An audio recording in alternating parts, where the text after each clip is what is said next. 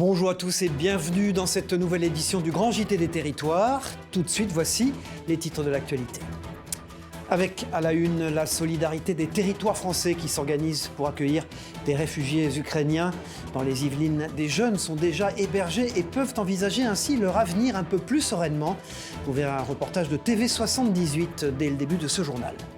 Lutter contre le gaspillage alimentaire et rendre accessibles fruits et légumes, c'est l'objectif d'une belle initiative en Bretagne. Dans le Finistère, des aliments qui devaient être jetés à la poubelle sont revendus pour 5 € seulement. Une bonne action que nous fera découvrir les chaînes TBO et TB Sud, les chaînes du groupe Le Télégramme. Les pèlerins sont de retour à Lourdes. La ville, fortement affectée par 2 années de restrictions liées à la pandémie, voit les visiteurs revenir progressivement. Une très bonne nouvelle pour l'ensemble de l'écosystème local, nous expliquera TV7, la chaîne du groupe Sud-Ouest. Sa pause hivernale est presque terminée. Le petit train de la Haute-Somme, presque centenaire, est actuellement en pleine révision. Passionnés et professionnels prennent soin de ces 13 tonnes d'acier en vue du début de la saison touristique. Reportage en fin d'édition de WEO TV, la chaîne de la Voix du Nord. Mais on débute donc ce journal avec la guerre en Ukraine qui dure maintenant depuis plus d'une semaine. Après la surprise liée à l'ampleur de l'attaque, l'heure est à la riposte désormais. Sanctions internationales contre les autorités russes et les institutions financières notamment, mais aussi l'exode pour beaucoup d'Ukrainiens qui cherchaient à fuir les combats. Il pourrait être à terme plusieurs millions à quitter le pays. Pour y faire face, l'Europe s'organise pour accueillir les réfugiés dans les meilleures conditions. En France, les premiers réfugiés sont déjà arrivés comme dans les Yvelines, où le département héberge des jeunes Ukrainiens. Un reportage de TV78, la chaîne des Yvelines. Voilà la lettre adressée par le préfet Jean-Jacques Brault au maire des Yvelines, une demande de recensement des offres d'hébergement. Chaque commune a reçu ce tableau qui devra être envoyé à la préfecture. Objectif, centraliser les propositions d'accueil de familles ukrainiennes fuyant leur pays. Nous allons créer une centralisation, en quelque sorte, pour ces offres d'hébergement, de sorte qu'elles soient bien connues, identifiées. On les fera remonter au niveau national. Et dès qu'il y aura des arrivées, on fera des appariements entre le type de logement, sa situation, sa proximité avec un moyen de transport, etc., et les besoins des familles au cas par cas. Dans la mesure du possible, je recommande que ces propositions de logement, d'hébergement soient accompagnées de propositions d'accompagnement. C'est très important qu'on n'ajoute pas au déracinement, à l'exil, à la crainte de la guerre et de ses conséquences, en plus une situation d'isolement dans les Yvelines en France. Officiellement, il n'y a pas encore d'arrivée dans les Yvelines, mais des Ukrainiens déjà présents en France au moment du déclenchement de la guerre sont accueillis au campus des Mureaux, 8 jeunes au total, âgés de 16 à 39 ans. Nous assurons à ces jeunes le gîte et le couvert. Il va falloir aussi une aide d'urgence pour qu'ils puissent s'habiller, parce qu'ils sont partis pour quelques jours, donc avec quelques vêtements. Il va falloir aussi leur trouver une activité, des activités rémunératrices, parce qu'ils n'ont rien. Des activités tout court, de la formation, en particulier la formation linguistique, il faut qu'ils apprennent le français. Par ailleurs, des communes yvelinoises se mobilisent déjà en proposant des collectes, vêtements, produits d'hygiène ou encore literie. Des points de dons sont mis en place notamment à Poissy, aux Mureaux ou encore à Carrières-sous-Poissy. Et un message d'espoir en ces temps de conflit qui va de pair avec la solidarité dont font preuve les Français. À Limoges, les pompiers de l'Urgence internationale, une ONG créée par le colonel Philippe Besson, s'occupent de la logistique nécessaire pour l'envoi de produits de première nécessité aux frontières de l'Ukraine.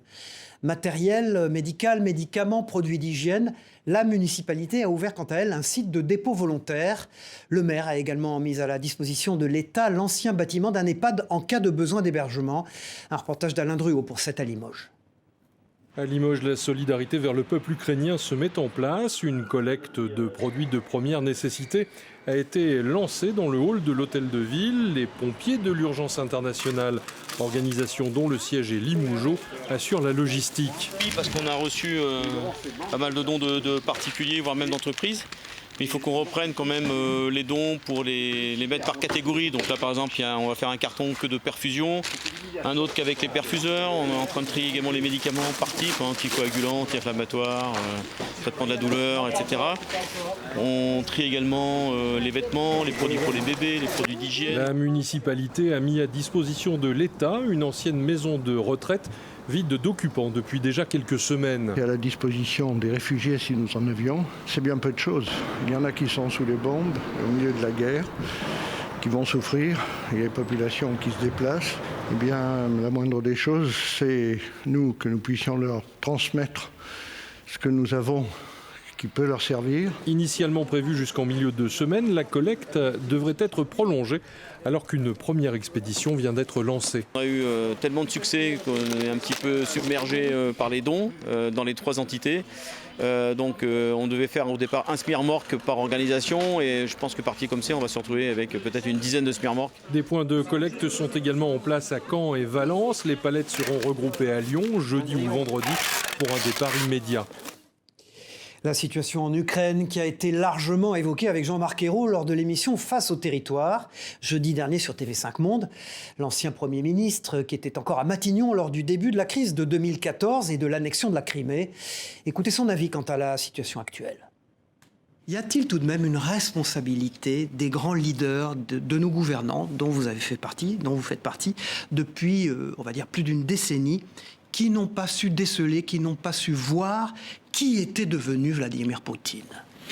Ça, il faudra beaucoup de recul pour comprendre tout ce qui a conduit à cette tragédie. Parce que c'est une tragédie pour le peuple ukrainien. dont Poutine dit qu'il n'existe pas. Et en fait, la nation ukrainienne réagit, se défend avec dignité, avec courage, au prix de la vie de beaucoup de gens. Mais quand vous avez regardé Vladimir Poutine dans les yeux, c'était assez froid, mais sans agressivité au départ. Mais très vite, ça l'est devenu. Ça l'est devenu, et il y avait un sujet qui le préoccupait et qui était central dans la rencontre, c'était l'Ukraine. Déjà l'Ukraine. À cette époque était envisagée dans les jours qui suivaient ma visite une réunion de l'Union européenne et de l'Ukraine pour signer un accord d'association entre l'Ukraine et l'Union européenne. Et Poutine n'en voulait pas et m'a agressé et agressé la France, agressé l'Europe, en terminant en disant ça ne se fera pas. Cet accord ne sera pas signé. En fait, il n'a pas été signé puisque Yanukovych, le président ukrainien proche de Moscou, a cédé à Poutine. L'émission Face au territoire avec Jean-Marc Ayrault est à voir ou à revoir sur les sites internet de TV5 Monde, de Ouest France et de Nice Matin. Dans le reste de l'actualité, l'inquiétude de certains éleveurs dans le Gers.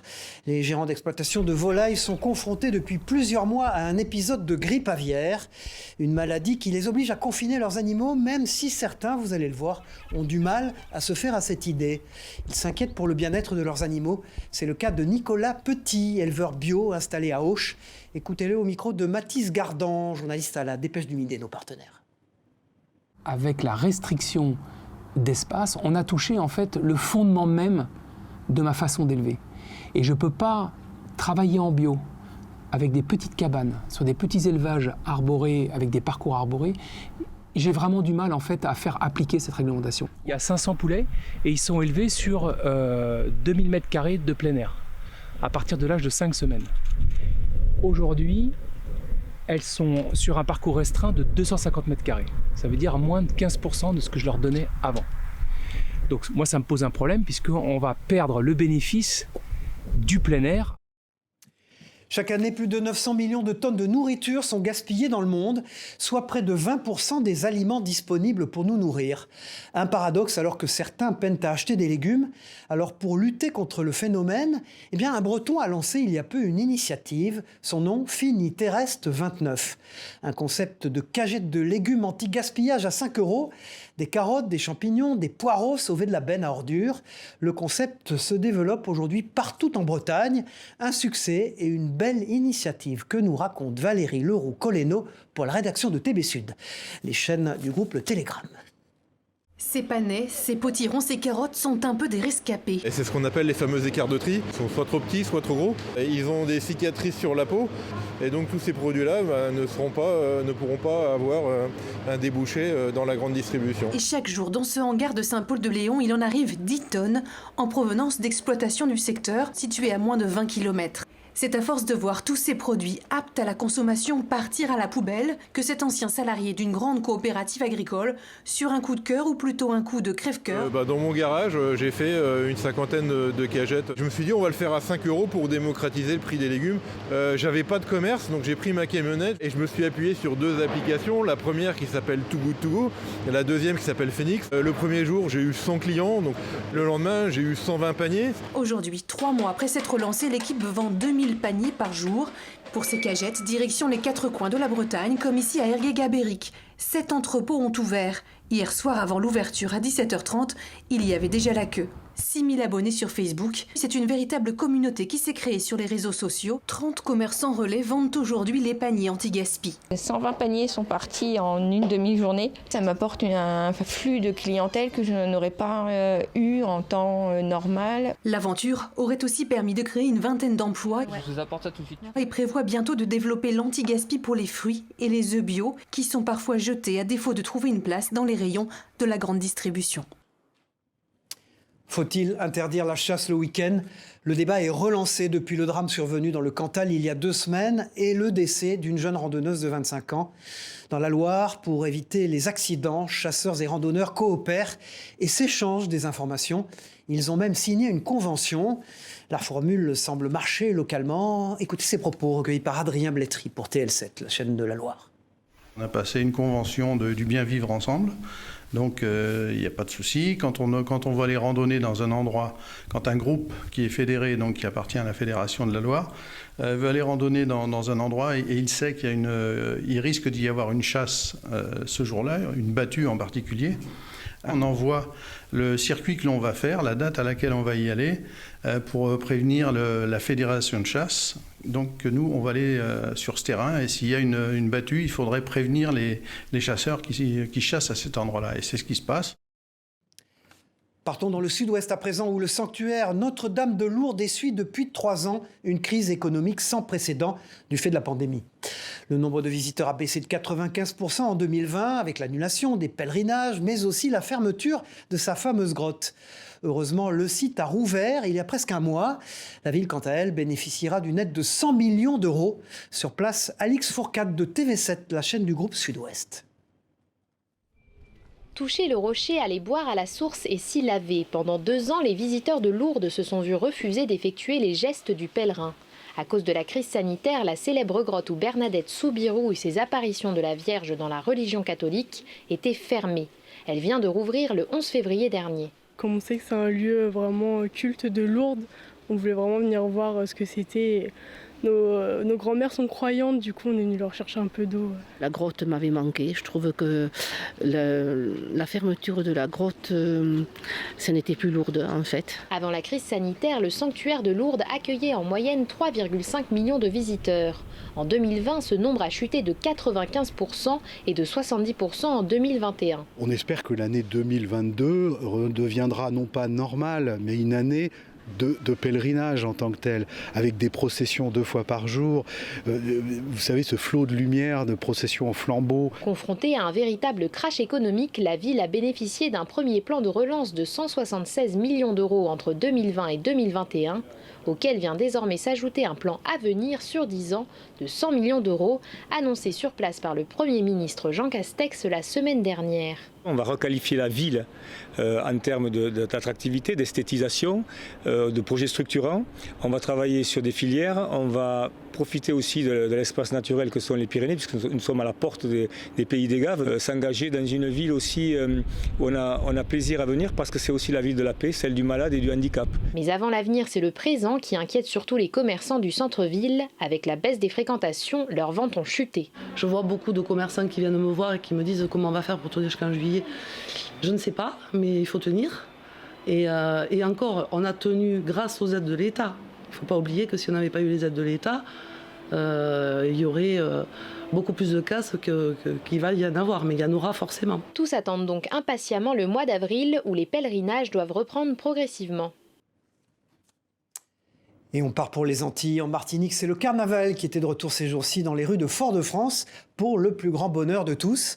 Un carnaval historique et synonyme de bonne humeur, de danse, de couleurs et de fanfares, comme vous le voyez sur ces images de Loïc Régis et de Luis Sabas, de la rédaction locale de VIA à TV Martinique.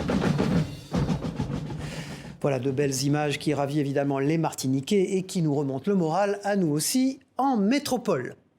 De la chaleur de la Martinique au froid de la Norvège, le grand JT des territoires vous amène à la découverte d'un mûcheur pas comme les autres. Antoine Gamin vient de participer avec ses chiens à l'une des courses les plus difficiles de sa discipline en Norvège. Un mois dans le Grand Nord, dans des conditions climatiques évidemment très compliquées et peu de sommeil pour parcourir 170 km par jour. Une expérience néanmoins inoubliable pour lui et sa meute d'Alaskan Husky, c'est son nom. Un reportage d'Aurélie Colombel pour Vosges Télévisions. Regardez. 650 km de pistes balayées par des vents importants, moins 15, moins 20 degrés. Le Vosgien Antoine Gamin est arrivé 20e à la Fermoun-Lopette, la course longue distance en chien de traîneau qui s'est tenue il y a quelques semaines autour du lac de Fermund en Norvège. C'est la première fois sur cette distance. On s'inscrit, nous on fait, entre guillemets, on fait pas la compétition, on va... Le but pour nous, c'est d'arriver au bout et de se faire plaisir avec les chiens. Donc on a réussi et en plus de ça, on a fait une place qui n'était finalement pas trop mal. De retour à Cornimont, les chiens retrouvent une vie plus calme, d'autant plus qu'avec les chaleurs des chiennes, Antoine a dû se résoudre à attacher la meute. 13 des 20 Alaskan Husky issus du croisement des deux races ont participé aux 4 jours de course. Une épreuve physique qui multiplie par 10 leurs besoins en nourriture. Pour faire 170 km par jour, c'est 17 heures de déplacement, malgré la nuit très longue dans ce pays septentrional. La difficulté, ça a été le sommeil pour moi. C'est vrai qu'on dort très très peu sur ce type d'épreuve.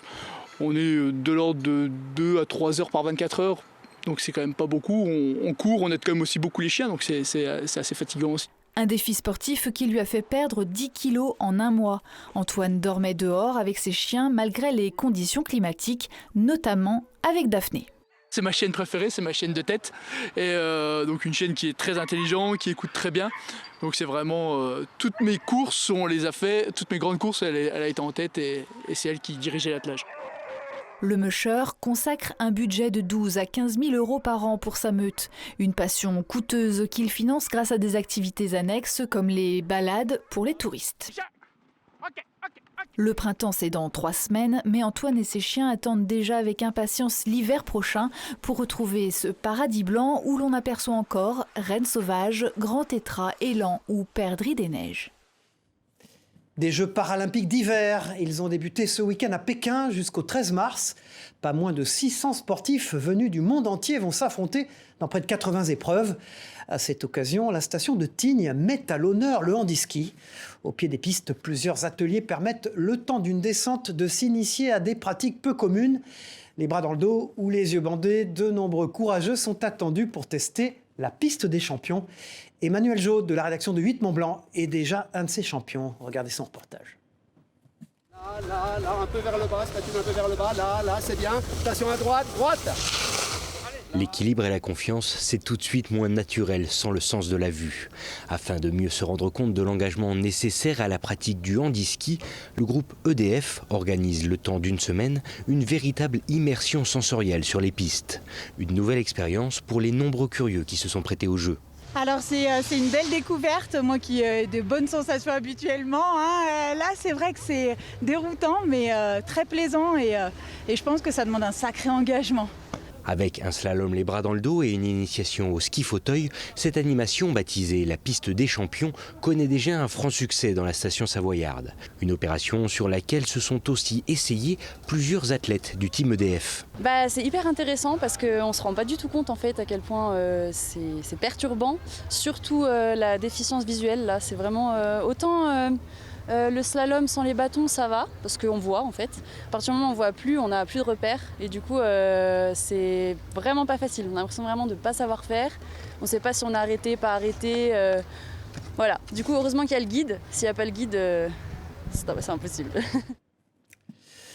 En Corse, les sauveteurs préparent déjà la saison touristique. La Société nationale de sauvetage en mer de Calvi vient de réaliser une formation de plusieurs jours à destination de ses bénévoles. Objectif, les former au sujet de l'hypothermie des personnes secourues et à la nage de jour comme de nuit, comme vous allez le voir.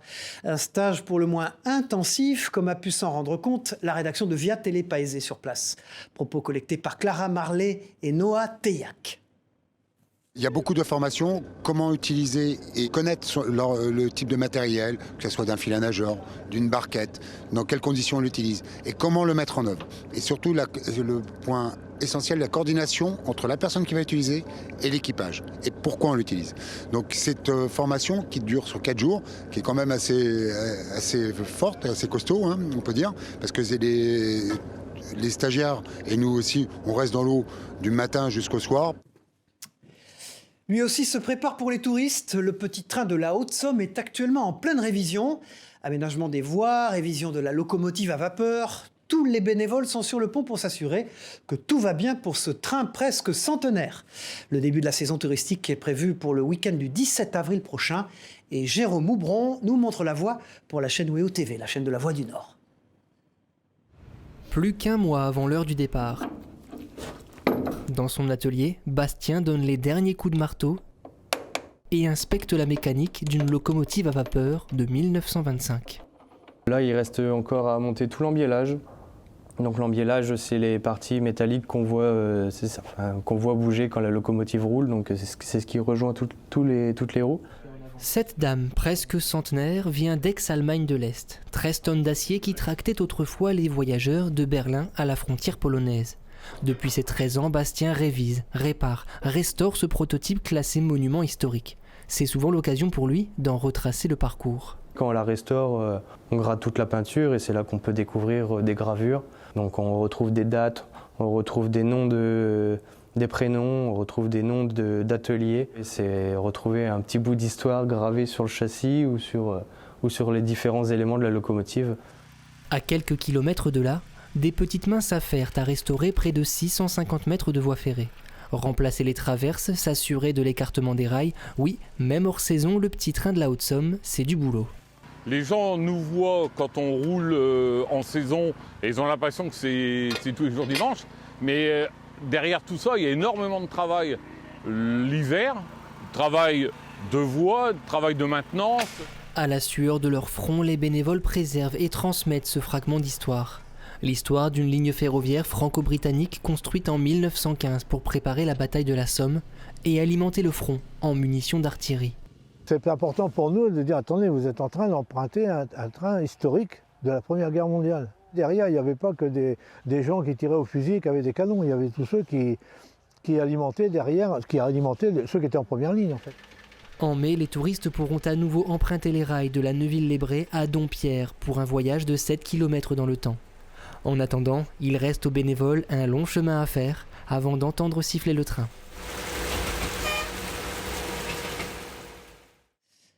Direction Monaco pour refermer cette édition du Grand JT des Territoires maintenant. L'un des casinos de la Principauté accueillait il y a quelques jours un tournoi d'échecs. Les compétiteurs de jeunes enfants se sont notamment opposés à 2 championnes de la discipline et au prince Albert de Monaco. Retour sur l'événement avec Sandrine Nègre de Monaco Info. Regardez. Cette simultanée Prince Albert Ier a débuté en présence d'un joueur prestigieux, le Prince Albert II, qui a donné le premier coup symbolique sur ses échiquiers. Face à lui, 32 jeunes joueurs qui ont ensuite poursuivi leur partie avec 2 championnes, dont Pia Crumling, qui a d'ailleurs reçu la coupe Prince Albert Ier. Oh, I am very honored. I'm very overwhelmed. It's just something fantastic, and I'm very grateful. And I must say that I have been so lucky to have the opportunity to play for the club here in Monaco, to come here during now 15 years. En fait, ça me plonge dans ma propre enfance et quand j'ai rencontré un grand maître pour la première fois. C'était une sorte de divinité et voilà, Je pense que ce sont les souvenirs qui sont extrêmement délicieux, sacrés. Et cet événement autour du noble jeu dans l'atrium du casino faisait ainsi écho au prince Albert Ier qui était conscient du rayonnement apporté par les échecs. De 1901 à 1904, il y a eu des grands prix d'échecs dans le casino de Monte-Carlo, avec les meilleurs joueurs du monde étaient présents. Et ensuite, on a rejoué aux échecs dans les salons du casino au Salon Touzé en 2015. C'était donc le Grand Prix féminin d'échecs et Pia Kramling et Almira Shprichenko étaient déjà présentes et ont participé à ce Grand Prix féminin. Nous avons établi un pont entre le passé et le présent et le futur avec ces jeunes joueurs qui sont présents. Et les correspondants des plus grands journaux étrangers étaient là et rendaient compte chaque jour des parties à une époque, la belle époque, où le noble jeu était tenu en haute estime pour ses valeurs morales, intellectuelles, humaines également. Des valeurs qui sont d'actualité, comme en témoigne le succès rencontré par la série Le jeu de la dame ou les tomes du manga Made in Monaco sur les échecs, Blitz. Voilà, et puis je ne voudrais pas refermer ce journal sans un mot pour Jean-Pierre Pernaut qui nous a quittés mercredi. C'était le pionnier de l'information de proximité. Au revoir Jean-Pierre Pernaut. Voilà, c'est la fin de ce grand JT des territoires. Merci de nous avoir suivis. On se retrouve très vite pour une prochaine édition. Au revoir à tous.